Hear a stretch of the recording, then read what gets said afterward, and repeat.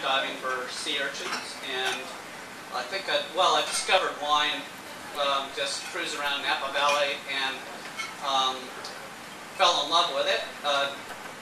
Being a guest at a wine dinner like this, I never thought I'd be up here speaking myself, but the food was great, the wine was great, and it was just such a great ambience, meeting the principals of the wineries and also the people at the dinner. So I said, that's the life for me. And so when I figured a great retirement program from fishing would be getting into the wine business. Well, that's what I did, and I've never worked harder. But I love it. So it's a great lifestyle, and yeah, and well, you do it for the lifestyle basically. But 18 years ago, I moved to New Zealand. I was tired of getting stuck in the kneecaps by sea urchins, and well, they're worth about 25 cents, or we call them quarters in the States. And so I moved to abalone. I moved to New Zealand to dive abalone, and didn't even know they made wine in New Zealand. In fact, I still remember the first bottle that I purchased at the New World grocery store. So, but originally I lived on Stewart Island. Does anybody know where Stewart Island is? It's the bottom end of New Zealand. So you got North Island, South Island, and then there's a little bit below the South Island. It's quite a big island actually, but there's only 4 kilometers of road on the whole island, and the rest is native reserve. So if you want to get around Stewart Island, you need a helicopter or a boat. You don't really want to walk it because there's been people that have walked in the bush and it's so thick that they never come out. So that has happened. But anyways, I used to put my wetsuit on in the shower and walk down to the beach and launch my dinghy from the beach and go out fishing for the day, and even work banker's hours from 10 to 3. So you know all about that when you live.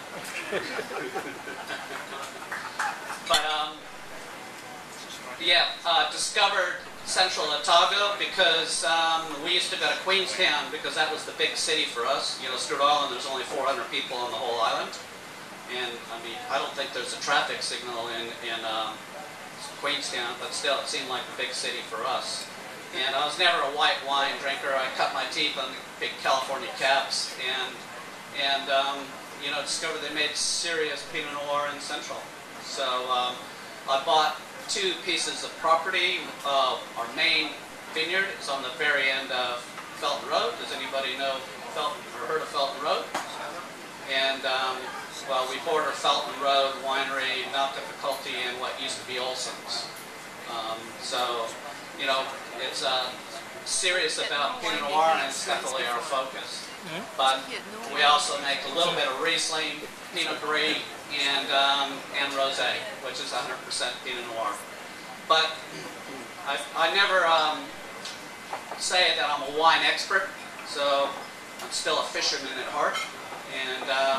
And then of course I love to entertain too.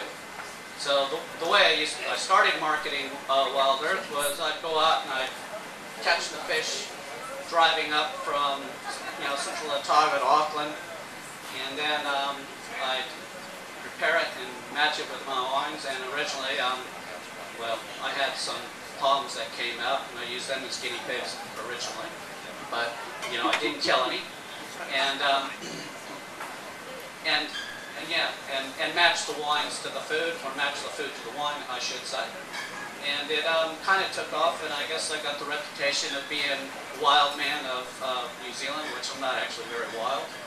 But yeah, I've just kind of carried forward from there. So really my passion is still fishing, preparing food, cooking it, and then pairing it with my wines, and then sharing it with old friends and new friends. And that's why I'm here tonight. So 5 years ago, we used to do barbecues. I've got our vineyard runs down to the Quora River. It's an amazing sight. In fact, whenever I got a call from my bank manager, that's the first place I'd want to go because it made me feel better.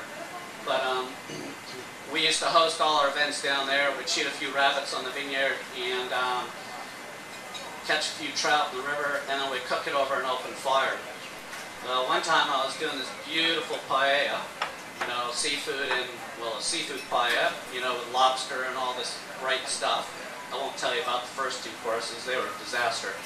But the next day, and that was for Life and Leisure magazine, the next day I got a nasty call from the Department of Conservation telling me that if I ever had an open fire again, I'd get fined $10,000.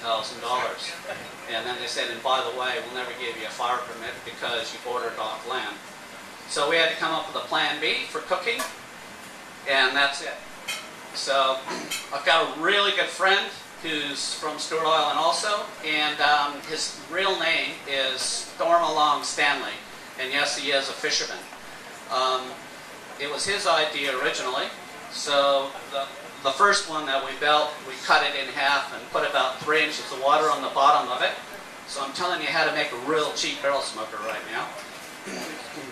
And we put the water on the bottom of the barrel because we thought it was going to burn up. And then we just suspended a little tray. We put a tin of methylated spirits over the fire bricks and suspended a little chip tray over the meths. And then hooked in a Weber rack on the side of the barrel. And I cooked some mussels and salmon. And mussels I don't really love that much. It's probably the only shellfish I don't love. And it was the best salmon I'd ever eaten in my life. And so I just said, we're on to something here. And what happens is the smoke mixes with the steam, and it creates just a different texture and also flavor in the food. So you really can't compare what we're doing tonight to anything you've ever had before, which is a good thing. So I hope.